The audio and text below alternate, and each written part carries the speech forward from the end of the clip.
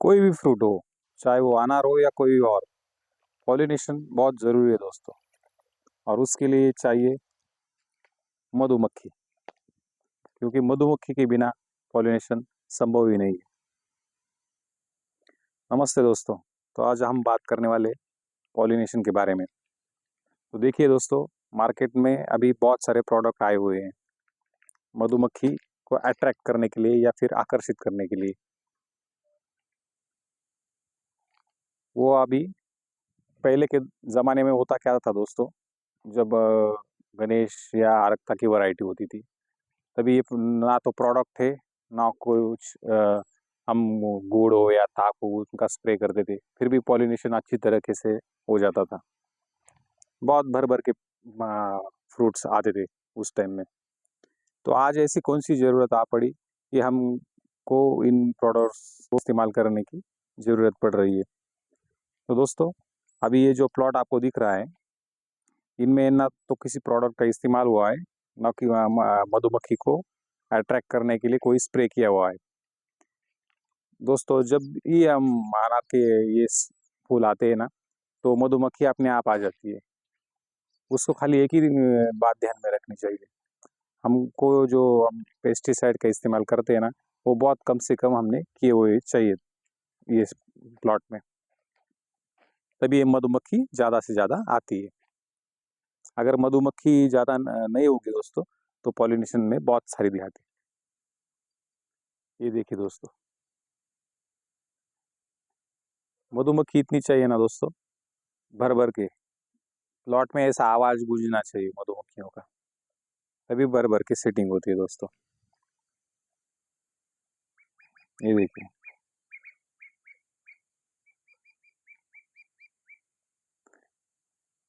अभी ये इस प्लॉट के ऊपर थ्रिप्स का और माइट्स का भी अटैक हुआ था दोस्तों, लेकिन उस पर ज़्यादा ध्यान नहीं देना।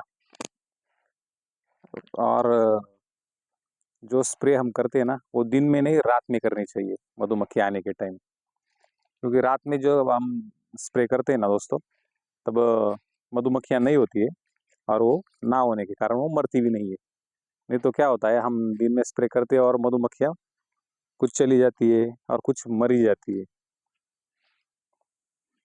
और हमें लगता है दोस्तों कि मधुमक्खियाँ चली गई है, वो आ क्यों नहीं रही, लेकिन असल में वो मरी जाती है दोस्तों। तो स्प्रे रात में कीजिए, रात को 8 या 9 बजे के बाद, चाहे ये जो सेटिंग पीरियड होता है ना दोस्तों, उसी टाइम आराम रात में स्प्रे कर सकते हैं। 2 या 3 स्प्रे रात में लीजिए तो अपना काम हो जाता है। 10-15 साल पहले दोस्तों, पॉलिनेशन में इतनी दिक्कत नहीं आती थी, तब स्प्रे भी बहुत कम लगते थे। हमारे जो गणेश जो वैरायटी आती थी अनार की, उसमें इतने फल आते थे कि एक पेड़ के ऊपर 2-2 4-4 जाली हम अनार निकालते थे। उस टाइम ये समस्या बिल्कुल भी नहीं आती थी दोस्तों, ये देखिए मधुमक्खी।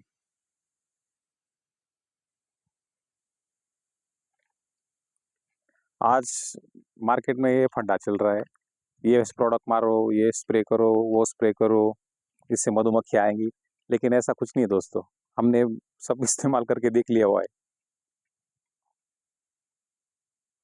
हम रासायनिक या बायोलॉजिकल ऑर्गेनिक कोई भी पेस्टिसाइड हो, वो सेटिंग पीरियड में बहुत कम से कम जाना चाहिए, तभी ये सेटिंग हो पाता है और मधुमक्खियाँ आती है।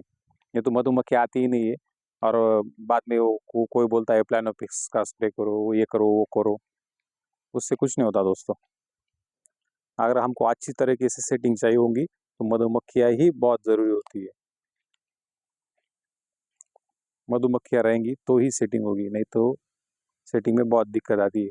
और मधुमक्खियाँ ना होने के कारण हम जो भी कुछ स्प्रे करते हैं, उनकी फलों की साइज़ बहुत छोटी रह जाती है।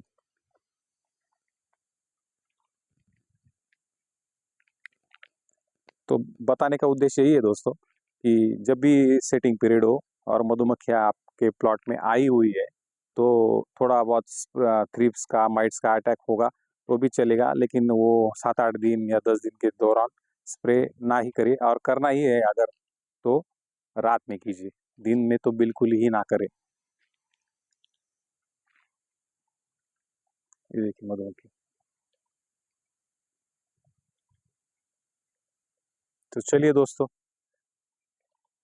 यही बात मुझे बतानी थी आपको कि स्प्रे रात में कीजिए, दिन में ना करें। खाली सेटिंग पीरियड के दौरान, तो सेटिंग में कुछ दिक्कतें नहीं रहेंगी। धन्यवाद।